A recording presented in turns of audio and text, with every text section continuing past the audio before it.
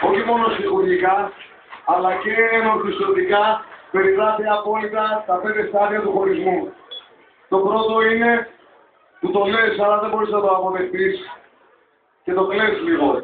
Άμα με φύλαγε, μετά παίρνεις σε σκάριθμους για να το ξεπεράσεις. Που είσαι σε τρυπάκι και λες δεν πάω να αγαπηθεί. Μετά παίρνεις τη ρέγγια τους πολλούς μπάμπους, που έχεις πει να την ξεχάσεις, και όταν δεν λειτουργεί πλέον ούτε αυτό, είναι ώρα για βαρύ λαϊκό και ποτό. Αλλά όταν ξεπεράσεις και αυτή τη φάση, είσαι πολύ κοντά στην επιτυχία. Έχει μείνει ένα στάδιο μόνο, το οποίο πρέπει να περάσεις. Είναι το στάδιο της τρέλας.